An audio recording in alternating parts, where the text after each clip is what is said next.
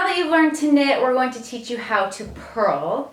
And before we do that, I wanted to talk about a little something. This hat I'm wearing, I fell in love with this yarn when I saw it, I think at Purl Soho, which is this amazing store. If you ever come to New York City, you have to go to Purl Soho. It's one of my favorites. And this yarn is also, this yarn is called Knit Collage. And you can follow Knit Collage on Instagram, and she has tons of cool yarn up there.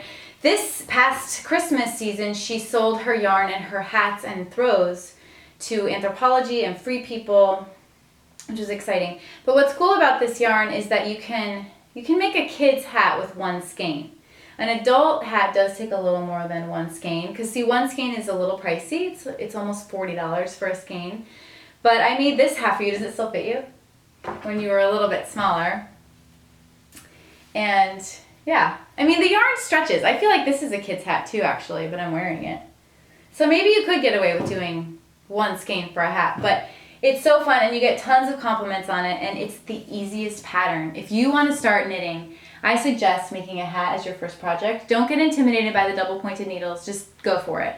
And you can get help online. There's tons of tutorials, or you can get help from your local knit shop, but you will get so many compliments on this hat because people think that you made this yarn, but you didn't make the yarn, you just made the hat. So just a little plug for Knit Collage before we teach you how to purl. Happy purling. Do you know how to spell purl? One kind of purl. P-U-R-L.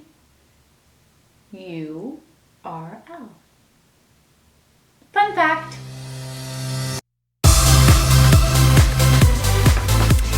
Hey everybody, so we have just cast on 5 stitches and now we are going to purl.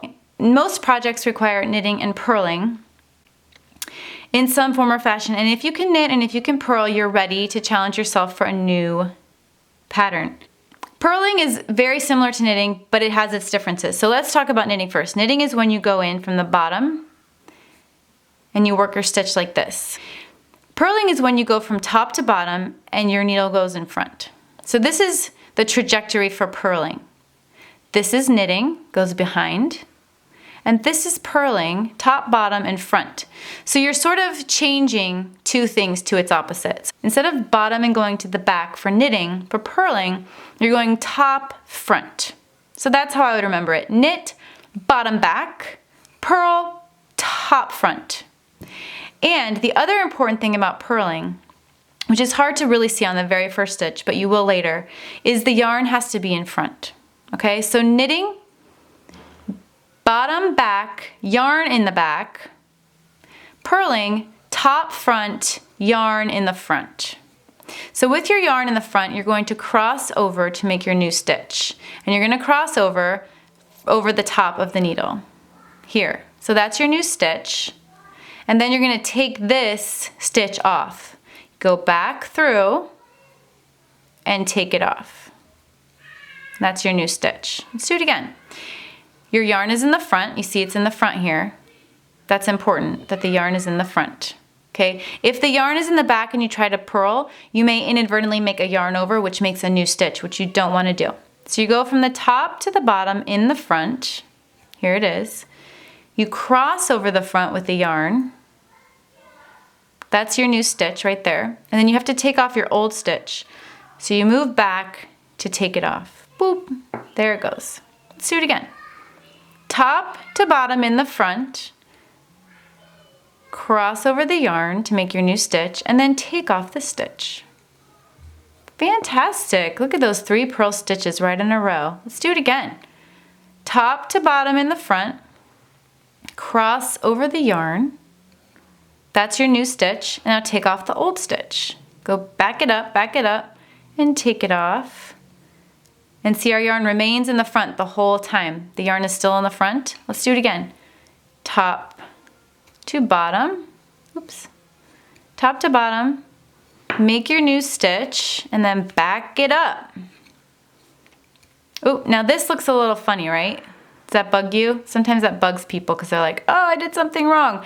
That's just the way it looks sometimes, but it all works out in the end. Okay, so we finished. So now we have to switch places so that we can do our next row. Now, similar to The garter stitch. When we purl all, it's gonna also look very gartery, but that's not what it is. I'm not sure what it's called when we purl all. Let's find out what it looks like.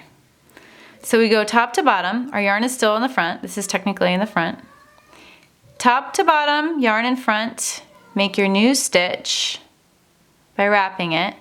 And then we need to take this one off. So we back it up, plop it off. There we go.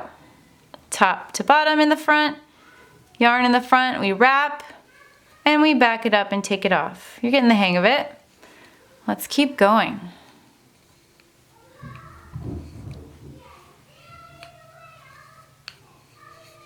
Okay, let's take a look at what our fabric's looking like. It's looking a lot like garter stitch to me. It has that lump. It has these bumps right here and bumps right here. Let's do a couple more.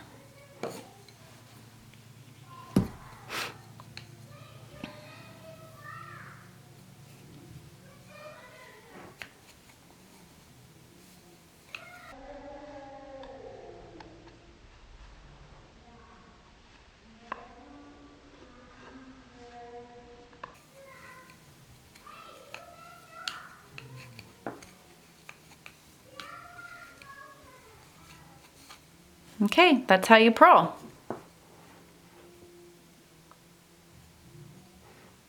Nice ridge here, some ridges there, and that's purling.